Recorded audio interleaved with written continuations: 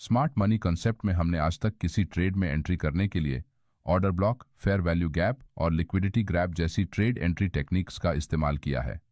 लेकिन बहुत से रिटेल ट्रेडर्स लाइव मार्केट में इन टेक्निक्स को इस्तेमाल करते हुए अपना ट्रेड एंट्री सेटअप बनाने में अभी तक कंफ्यूज्ड है, क्योंकि उन्हें लगता है कि किसी एक चार्ट पर सिर्फ इनमें से एक ही सेटअप काम कर सकता है। इसीलिए आज के वीडियो में हम एक ही चार्ट पर आप किस तरह से इन तीनों टेक्निक्स का इस्तेमाल करके ट्रेड एंट्री कर सकते हैं, इसे जानेंगे। पहले हम ऑर्डर ब्लॉक एंट्री सेटअप को समझेंगे। ये निफ्टी 50 का 22 नवंबर का 5 मिनट टाइम फ्रेम का चार्ट है, जहां प्राइस इस तरह से 23,400 की साइकोलॉजिकल लेवल के पास से सपोर्ट लेकर ऊपर जाने की कोशिश करती है, जिस कारण चार्ट पर लोअर विक के साथ रिजेक्शन कैंडल्स बनती है। इसका मतलब यहां सेलर्स प्राइस को नीचे ले जाने में बार बार फेल हो रहे हैं। कुछ देर बाद जब प्राइस अपने डे हाई को ब्रेक करके ऊपर निकलती है, तो यहां इस ब्रेकआउट को देखकर बहुत से रिटेल ट्रेडर्स इस बिग ग्रीन बुलिश कैंडल के पास लॉन्ग ट्रेड में एंट्री करते हैं, क्योंकि मार्केट ने यहां लोअर लेवल्स पर एक स्ट्रॉन्ग सपोर्ट एरिया से सपोर्ट लेकर अपने डे हाई को ब्रेक किया है। अब प्राइस एक्शन के हिसाब से आपकी ट्रेड एंट्री लगभग सही जगह पर हुई है, लेकिन इस ट्रेड में आपका स्टॉप लॉस बहुत बड़ा बन सकता है, क्योंकि अगर आप इस कैंडल के नीचे स्टॉप लॉस लगाते हैं तो यहां पर कोई भी सपोर्ट लेवल नहीं है, जिस कारण प्राइस किसी भी समय आपका स्टॉप लॉस हिट कर सकती है। और अगर आप सपोर्ट के नीचे स्टॉप लॉस लगाते हैं तो वो बहुत बड़ा बन जाता है, जिससे आपका रिस्क टू रिवॉर्ड रेशियो बिगड़ सकता है। थोड़ी ही देर में मार्केट नीचे आकर इस कैंडल के नीचे जो बायर्स स्टॉप लॉस लगाकर बैठे थे, उनके स्टॉप लॉस हिट करके उन्हें मार्केट से बाहर करता है। लेकिन अगर आप एक रिटेल ट्रेडर की तरह ना सोचते हुए स्मार्ट मनी के नजरिए से इस चार्ट को देखेंगे, तो यहां मार्केट ने पहली बार अपने प्रीवियस हाई को ब्रेक किया है। इसका मतलब इस लेवल के पास जो रिटेल ट्रेडर्स शॉर्ट सेल करके बैठे हैं, वो इस ब्रेकआउट की वजह से मार्केट से बाहर हुए होंगे। यहां की लिक्विडिटी को स्वीप करने के बाद प्राइस अपने प्रीवियस इंपल्सिव मूव से लगभग 85% से ज्यादा रिट्रेस हुई है। इसका मतलब ये एक वैलिड ब्रेक ऑफ स्ट्रक्चर है, क्योंकि यहां मार्केट ने सबसे पहले एक इंड्यूसमेंट क्रिएट करने के लिए इस एरिया का ब्रेकआउट किया और बाद में प्राइस नीचे आई है।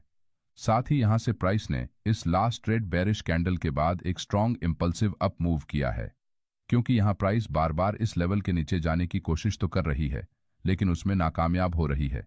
इसका मतलब इस पॉइंट से मार्केट में बड़ी संख्या में बाइंग हुई है, जिस वजह से यहां बाइंग प्रेशर बढ़ने के कारण मार्केट तेजी से ऊपर गया है। अब क्योंकि रिटेल ट्रेडर्स के पास कैपिटल कम होता है, इसलिए किसी रिटेल ट्रेडर में इतनी ताकत नहीं है कि वो मार्केट में इस तरीके के तेज मूव कर सके। साथ ही रिटेल ट्रेडर्स की संख्या ज्यादा होने के कारण हर एक का माइंडसेट भी अलग अलग होता है, इसलिए वो अपने हिसाब से अलग अलग लेवल्स पर बाइंग और सेलिंग करते हैं। इसका मतलब यहां पर इंस्टीट्यूशनल ट्रेडर, जिन्हें हम स्मार्ट मनी या फिर ऑपरेटर कहते हैं, उनकी एंट्री मार्केट में हुई है, जिस कारण इस एरिया में बाइंग प्रेशर बढ़ा है। इसलिए हम इस लास्ट ग्रीन बुलिश कैंडल के हाई और लो को मार्क करते हुए अपने ऑर्डर ब्लॉक को इस तरह चार्ट पर बनाएंगे। अब आप में से बहुत से ट्रेडर सोचते होंगे कि हमें सिर्फ इसी कैंडल को ही क्यों ऑर्डर ब्लॉक कहना है, क्योंकि जब भी मार्केट में किसी लेवल के पास स्मार्ट मनी अपनी एंट्री करते हैं तो मार्केट में तेज मूव्स आने लगते हैं।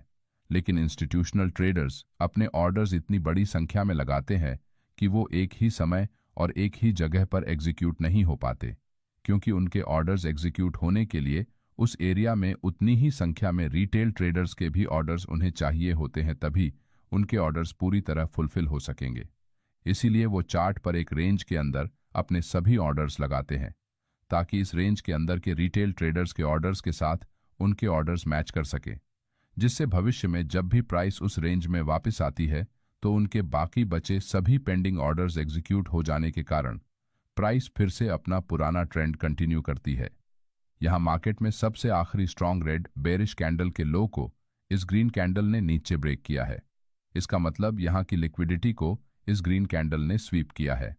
साथ ही ये दोनों कैंडल्स इस रेड बेरिश कैंडल के अंदर क्लोज होने के कारण ये इनसाइड कैंडल्स कहलाती है, और इस लास्ट कैंडल से ही मार्केट में एक तेज अपसाइड मोमेंटम आया है, इसलिए हम इसे ऑर्डर ब्लॉक कैंडल कहेंगे, जिस कारण हमने यहां पर ऑर्डर ब्लॉक को मार्क किया है। अगर मार्केट में स्ट्रॉन्ग बुलिश सेंटिमेंट होगा तो प्राइस के वापस इस लेवल के पास आने की संभावना ज्यादा है, इसलिए इसी संभावना को पकड़ने के लिए हमने यहां ऑर्डर ब्लॉक को मार्क करते हुए अपने बाय ऑर्डर्स इस एरिया में प्लेस किए हैं, जिससे हमारा स्टॉप लॉस पहले के मुकाबले बहुत ही छोटा बन गया है। कुछ ही देर में प्राइस हमारे ऑर्डर ब्लॉक एरिया में टैप करके यहां से रिवर्स होकर ऊपर निकल जाती है, क्योंकि यहां पर स्मार्ट मनी के जो पेंडिंग ऑर्डर्स थे उनको मार्केट ने पूरी तरह फील किया है, जिसके बाद प्राइस ने अपना पुराना ट्रेंड कंटिन्यू किया है। ऑर्डर ब्लॉक सेटअप में ट्रेड एंट्री के लिए हम ऑर्डर ब्लॉक एरिया के स्टार्टिंग पॉइंट के पास लिमिट ऑर्डर्स लगाकर रखते हैं, जिससे हमारी ट्रेड एंट्रीज मिस नहीं होती। अगर आपको ऑर्डर ब्लॉक की कॉन्सेप्ट को अच्छे से समझना है तो आप हमारा ऑर्डर ब्लॉक वाला वीडियो देख सकते हैं। इस तरह से आप यहां ऑर्डर ब्लॉक सेटअप में छोटे स्टॉप लॉस के साथ ट्रेड एंट्री करके अच्छा प्रॉफिट बना सकते हैं। अब इसी चार्ट पर fair value gap entry setup को समझते हैं। यहां इसी चार्ट पर हमने इससे पहले ऑर्डर ब्लॉक को मार्क किया था। इस लास्ट ग्रीन कैंडल के बाद की दो कैंडल्स को अगर हम 1, 2 और 3 नंबर देंगे तो हमें यहां पहले कैंडल की क्लोजिंग और तीसरे कैंडल के लोअर पॉइंट के दौरान कुछ गैप नजर आएगा। इसी गैप को स्मार्ट मनी कॉन्सेप्ट में प्राइस इम्बैलेंस या फिर फेयर वैल्यू गैप कहा जाता है, जिसे बहुत से लोग FVGG कहते हैं।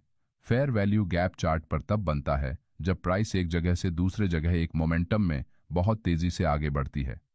उस समय इस एरिया में बायर्स और सेलर्स के दौरान बैलेंस न बनने की वजह से कुछ बाय और सेल ऑर्डर पूरी तरह फुलफिल नहीं हो पाते, जिस कारण प्राइस इम्बैलेंस क्रिएट होता है। इसलिए भविष्य में इस एरिया में बाकी पड़े पेंडिंग ऑर्डर्स को फील करने के लिए प्राइस इस गैप को भरने की संभावना ज्यादा होती है। इसी इम्बैलेंस के कारण मार्केट में बहुत बार जब प्राइस गैप अप या फिर गैप डाउन ओपन होती है तो मार्केट इस गैप को भरने के लिए वापस उस एरिया में आने की कोशिश करता है। यहाँ नीचे एक ऑर्डर ब्लॉक चार्ट पर मौजूद है और उसके ऊपर हमारा फेयर वैल्यू गैप भी है। अब क्योंकि हम यहाँ लॉन्ग ट्रेड में एंट्री करना चाहते हैं, इसलिए हमारा fair value gap discounted zone में होना जरूरी है। अब इस डिस्काउंटेड जोन को मार्क करने के लिए हम एक आसान तरीके का इस्तेमाल करेंगे।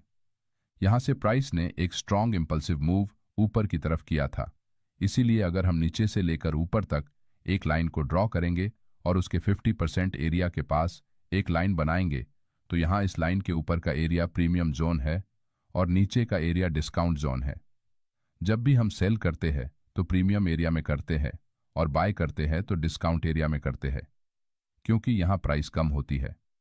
अब क्योंकि हमारा fair value gap discounted area में है, इसलिए अगर प्राइस इस एरिया में आती है तो हम छोटे स्टॉप लॉस के साथ लॉन्ग ट्रेड में एंट्री कर सकते हैं, जिसमें हमारा स्टॉप लॉस ऑर्डर ब्लॉक के नीचे लगा है। कुछ ही देर में प्राइस इस एरिया में आकर इस गैप को भरते हुए ऊपर निकल जाती है। साथ ही एक वैलिड फेयर वैल्यू गैप तभी कारगर साबित होता है जब प्राइस एक इंड्यूसमेंट के बाद ऊपर की लिक्विडिटी स्वीप करते हुए नीचे आती है।